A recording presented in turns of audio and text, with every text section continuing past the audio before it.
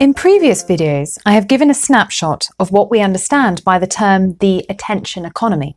I have also outlined the reasons why it is so critical that we think critically about the way in which we engage with digital technologies in particular.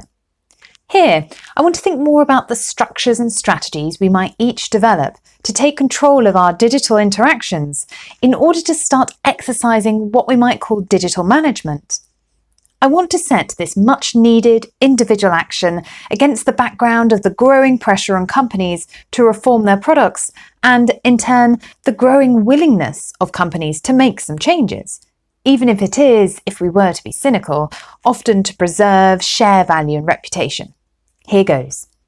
In 2013, Tristan Harris released a 144-slide manifesto called A Call to Minimize Distraction and Respect Users' Attention, whilst he was working at Google. It was intended for internal consumption, but his slides were quickly shared across the internet and went viral. Whether we can pinpoint a shift in attitude to this precise moment is a moot point. What is clear is that since 2013, we have seen a number of offerings by new companies seeking to challenge the merchants working in the attention economy.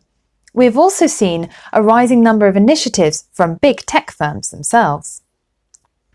In 2017, a serial entrepreneur, Alan Schwartz, launched his startup, Unglue, offering a service to help parents manage their children's screen time through working with their children to develop good habits. In June 2018, Apple introduced their screen management tool, Screen Time, for their devices. In their press release, they claimed that they were now empowering customers with insight into how they are spending time with apps and websites. The aim of this is to help Apple device users take control of their digital activity. At the end of 2019, Facebook, meanwhile, rolled out the option for users to control the number of notifications they receive. To be clear, at the time of speaking, you cannot turn off notifications entirely, but you can manage the number and reasons you receive notifications. These are all steps in the right ethical direction. They come flanked by a call for a Hippocratic oath for designers to parallel the pledge taken by doctors to practice medicine ethically. Systemic top-down reform is important and necessary, and we all need to play our role in pushing for it. More about this later. But we also have a responsibility to take action ourselves. Digital literacy means exercising a strong level of digital management.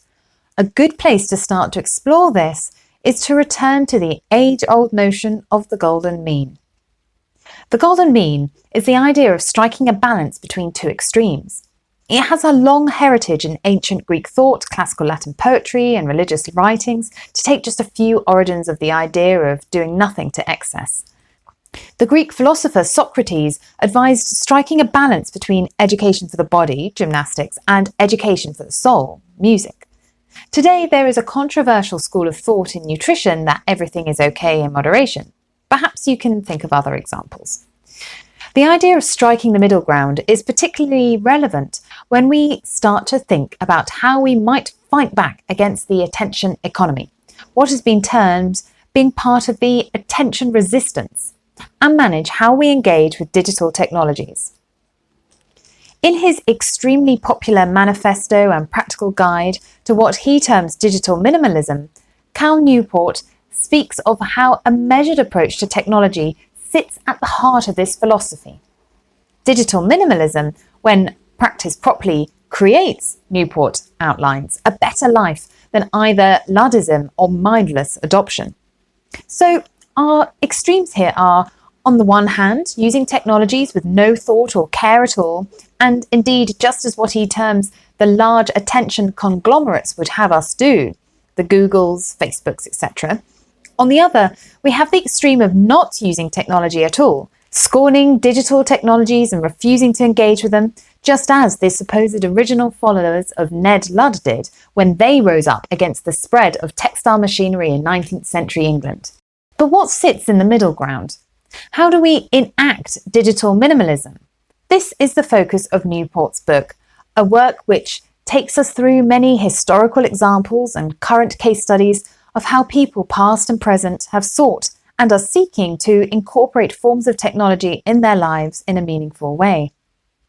Digital minimalism is, Newport explains early on, an approach to technology that places what we individually value centre stage. It is, he outlines, a philosophy of technology use in which you focus your online time on a number of carefully selected and optimized activities that strongly support things you value and then happily miss out on everything else.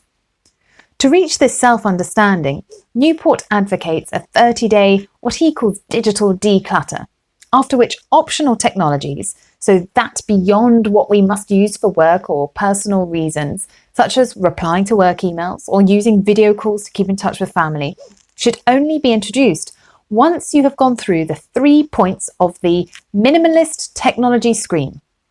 An optional technology must 1. Serve something you deeply value. Offering some benefit is not enough. 2. Be the best way to use technology to serve this value. If it's not, replace it with something better. And 3. Have a role in your life that is constrained with a standard operating procedure that specifies when and how you use it. So, for example, if keeping in touch with distant friends and family is something you value, you should think about what tool or app you use to do this. Think about how you connect with people. Remember the point about text messaging and when. There are a whole range of other examples, from how people look to use selective technologies to develop hobbies. Want to make a piece of furniture or fix something? Maybe you'll go to YouTube to find some how-to videos. This screen also applies, of course, in a professional context, including in education, as we will explore elsewhere. Importantly, this mindful use of technology puts us back in the driving seat and ensures that we don't get sucked into spending endless amounts of time on a platform from which we do not reap benefit. We engage with the digital technology for a specific reason and then withdraw in a timely way. Meanwhile, and this is an important point, we continually trigger the cost-benefit analyses every time we think about downloading a new app or engaging with another platform, website, or another part of digital technology. This critical cycle is essential if we are to stay in control of our digital technology use. Here is not the place to go through all the different examples of how to exercise digital management, but what I hope my snapshot has shown is that there are tried and tested structures and strategies out there which we can individually explore to ensure digital technologies play the right role in our lives, whilst higher level change hopefully gathers pace. To return to a question I posed in an early video discussing the growth of our digital world, I hope this snapshot has underlined that the possibilities of being connected with other people the globe over is only a good thing when carefully managed. I hope it has also emphasised that digital management is how we can most productively engage with the opportunities and challenges posed by the Fourth Industrial Revolution. Finally, I hope it has suggested that our creation and consumption online, including as teachers and learners, in whatever guise that might be, has to be understood within these grander narratives, cunningly hatched business models and ambitious techno-social movements.